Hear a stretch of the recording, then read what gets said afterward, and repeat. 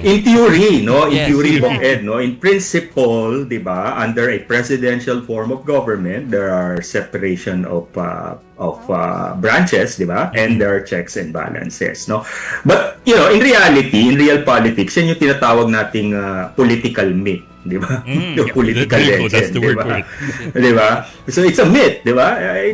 Alam naman natin ever since, no, panahon pa ni MLQ, no, ni Manuel Quezon, no, hindi pakialam na. In fact, kaya tayo nagkaroon ng Senado kung ating ititrace, dahil nga gusto ng separate power base ni MLQ, di ba, against then House Speaker Sergio Osmeña. No? So from the very beginning, no, while we say that the Senate is supposed to be an independent branch, no, malaking interest talaga ng Malacanang dyan. He has a better way of saying it kasi Yes. si Professor said political myth. Alamat I said myth. kanina political lie. Oo. Alamat mga kapatidan. Political Yeah. myth. Pero sir, Yes. ito po kasi we were talking kanina about how tenuous the numbers of Tito Sotto are right Yes. now and how he may Yes. have almost lost the Senate presidency yesterday if not Yes. for what appears to be last minute magic. Negotiations? Yes. Is Of it course, no? negotiation, ano? Oo. Kumbaga sa Greek tragedy, no, Deus ex machina, no? Oh, Diba? yes.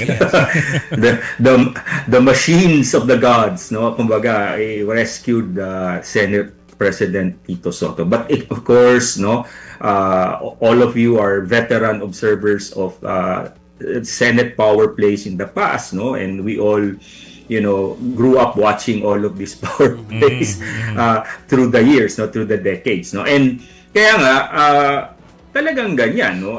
In fact, we are where we are because of the results of the midterm elections, no, in which traditionally, 'di ba, ang advantage talaga ng midterm elections ay palaging nasa incumbent, di ba, sa administration. But one of the rare instances, only the second time in post-EDSA, in which the administration lost, well, not exactly lost, but did not perform as expected, di ba? So, the last time was nung panahon ni GMA, no, na natalo yung kanyang senatorial slate, no. Ngayon, nakita natin na yung ine-expect na numbers ng alyansa para sa Bagong Pilipinas hindi nanalo. Tapos yung ine-expect na konti lang sa Duterte forces dumami, and then malakas pa ngayon nag-comeback pa ang liberal progressive forces, no.